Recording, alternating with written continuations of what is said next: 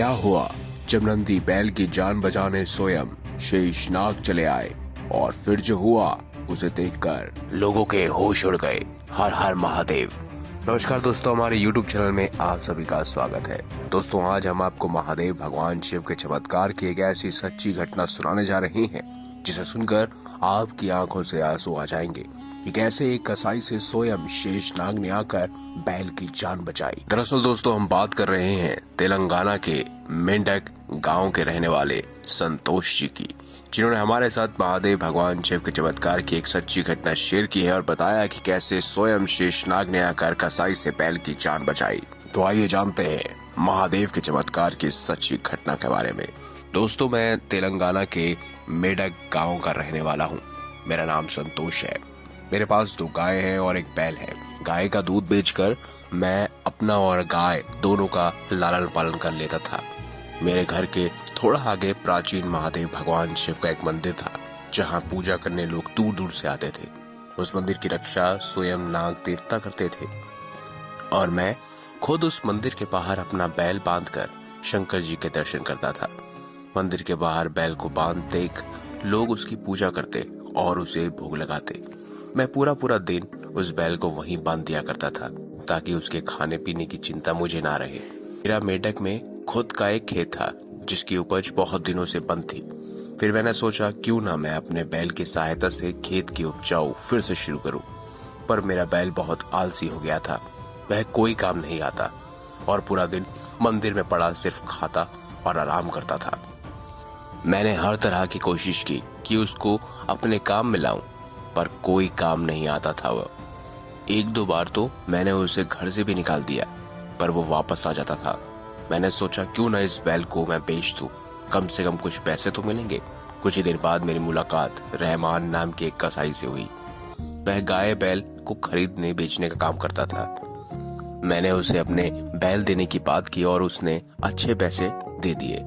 अगले ही दिन मैंने उसे शिव मंदिर के पीछे बुलाया और बैल को ले जाने के लिए कहा।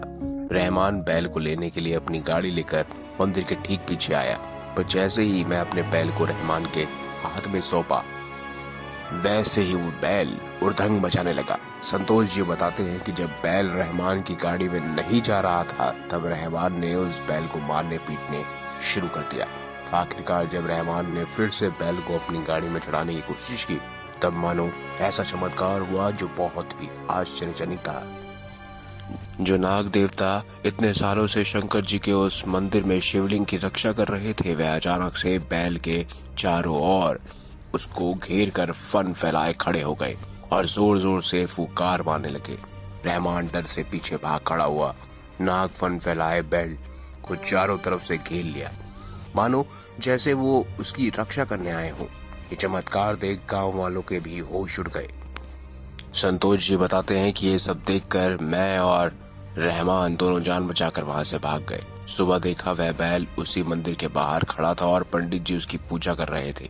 तभी मैंने पंडित जी से पूछा, आप इस बैल की पूजा क्यों कर रहे हैं? तो साधारण सा बैल है जिसको मैंने पाला है। तभी पंडित जी ने बताया कि जिस तरह गायों में कामधेनु सर्वश्रेष्ठ है, उसी तरह बैलों में नंदी श्रेष्ठ है। आमतौर पर खामोश रहने वाले बैल का चरित्र उत्तम और संपूर्ण भाव वाला होता है। इसके अलावा वह बल और शक्ति का भी प्रतीक है। बैल को मोह माया और भौतिक इच्छाओं से परे रहने वाले प्राणी भी माना जाता है। ये सीधा साधा प्राणी जब क्रोधित होता है तो सिंह से भी भिड़ लेता है। यही सभी कारण थे जिसके कारण भगवान शिव ने बैल को अपना वाहन बनाया। पंडित जी की बातों से उन्हें समझ आया कि वह बैल जिसे वह अपना बैल समझते थे, कोई साधारण बैल नहीं बल्कि स्वयं शंकर जी का वाहन है। और फिर भला वो इस मंदिर को छोड़कर कैसे जाएगा? शायद इसीलिए ही लाख कोशिशों के बावजूद वह बैल रहमान के साथ नहीं गया। तो संतोष जी बताते हैं कि महादेव का यह चमत्कार देखकर वह हैरान हो गए थे और समझ गए थे कि बैल की रक्षा करने वाला कोई और नहीं बल्कि नाग देवता के रूप में स्वयं महादेव भगवान शिव थे।